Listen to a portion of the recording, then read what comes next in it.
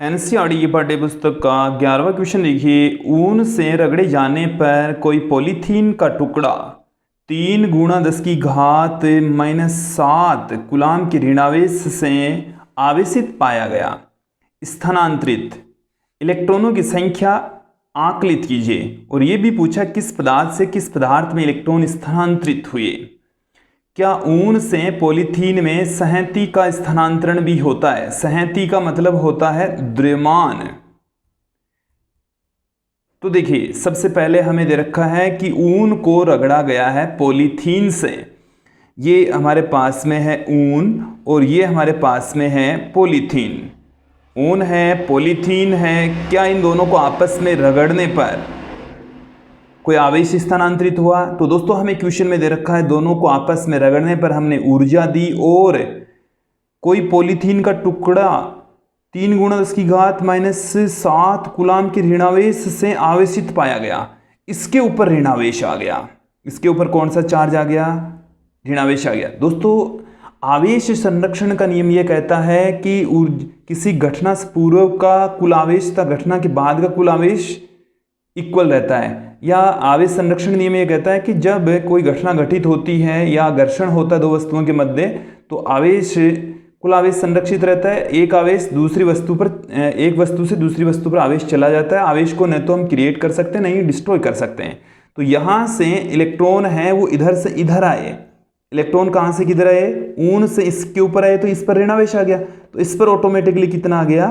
धनावेश आ गया। जितना धनावेश इस पर है उतना का उतना ही ऋणावेश इस पर है। एक बार फिर से सुनो मेरी बात। ऊन के ऊपर तो है धनावेश और पॉलीथीन पर है ऋणावेश। तो पॉलीथीन पर तो है इतना ऋणावेश और ऊन पर है इतना धनावेश। तो यहां पर एक बात पूछिए कि स्थानांतरित इलेक्ट्रॉनों की संख्या किस पदार्थ से किस पदार्थ में हुए? तो इलेक्ट्रॉन स्थानांतरित किससे किस में हुए? ए पार्ट का सॉल्यूशन हम बता रहे हैं कि इलेक्ट्रॉन किससे किस में गए? ऊन से पॉलीथीन में, क्योंकि पॉलीथीन ऋणावेशित है ना। पॉलीथीन ऋणावेशित है तो ऊन से इलेक्ट्रॉन किधर गए? ऊन से पॉलीथीन पर गए। तो इलेक्ट्रॉन ऊन से पॉलीथीन पर स्थानांतरित हुए। ऊन से पॉलीथीन पर स्थानांतरित हुए।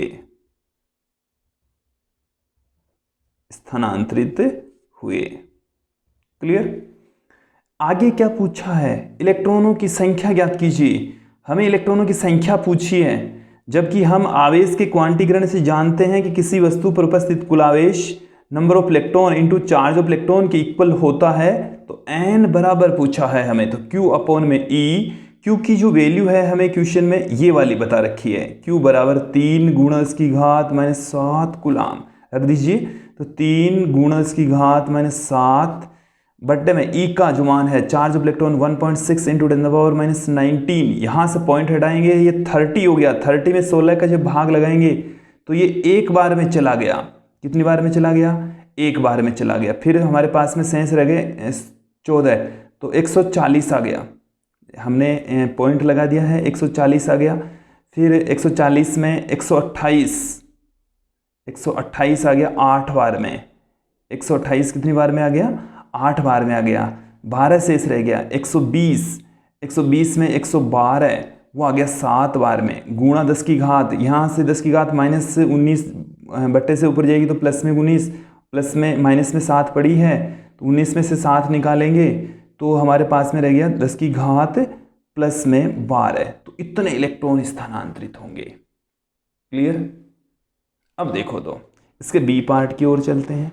क्या ऊन से पॉलीथीन में संहति का स्थानांतरण भी होता है? संहति का मतलब है द्रव्यमान। संहति का मतलब क्या है? द्रव्यमान। तो क्या द्रव्यमान भी स्थानांतरित होता है? तो दोस्तों इसका आंसर है हाँ, द्रव्यमान भी स्थानांतरित होता है। कैसे? क्योंकि यहाँ से इलेक्ट्रॉन इधर आए, इसका मतलब है कि इलेक्ट्रॉनों का द्रव्यमान होता है तो द्रव्यमान भी आया। अरे इलेक्ट्रॉन यहाँ से इधर आ गए तो इलेक्ट्रॉन इधर से इधर आ गया, इसका मतलब हो गया कि आवेश तो आया ही आया, ऋणावेश इधर से इधर आ गया। इसके साथ में इलेक्ट्रॉनों का खुद का द्रव्यमान भी होता है, इसलिए द्रव्यमान का स्थानांतरण भी होता है। यदि हमारे को पूछे भाई कितना द्रव्यमान स्थानांतरित हो गया, तो हम डेल्टा m द्रव्यमान में परिवर्तन, इसके द्रव्यमान में कमी आएगी, इसके द्रव्यमान में बढ़ोतरी हो जाएगी। वो होता है नंबर ऑफ इलेक्ट्रॉन और मास ऑफ इलेक्ट्रॉन के गुणा के रूप में, क्योंकि इतने इलेक्ट्रॉन स्थानांतरित हो गए और एक इलेक्ट्रॉन का इतना द्रव्यमान होता है। तो n हमने अभी भी निकाल लिया 1.87 इंटू 10⁻12 है। Mass of electron 9.1 into 10⁻31। जब इसको हम कैलकुलेट करेंगे तो इसका सॉल्यूशन आ जाएगा 1.87 इंटू 9.1 इंटू 10⁻, ये है प्लस में 12 और माइनस में 31, तो माइनस में 19 रह गई। तो ये आएगा, आंसर आएगा इसका किलोग्राम में। आंसर इसका किस में आएगा? किलोग्राम में आंसर आएगा। तो ये था बी पार्ट का सॉल्यूशन। इसको आप इससे मल्टीप्लाई कर लीजिए, लगभग 9 से इसको मल्टीप्लाई कर लीजिए दोस्तों, तो आपके पास में इसका सॉल्यूशन आ जाएगा। तो मैं इसको 1.17.1 के समथिंग आएगा इसका आंसर। मैंने क्या किया है, एक्चुअली 1.9 को 9 से मल्टीप्लाई कर दिया था। 19 का पहाड़ा जब 9 बार बोलेंगे तो 171 आएगा ना, तो ये माइनस में 19 किलोग्राम में आंसर आ गया। ये लगभग नियरली इक्वल टू इसकी वैल्यू है। तो ये था हमारी पाठ्यपुस्तक का 11वां क्वेश्चन और ए और बी पार्ट दोनों के सॉल्यूशन।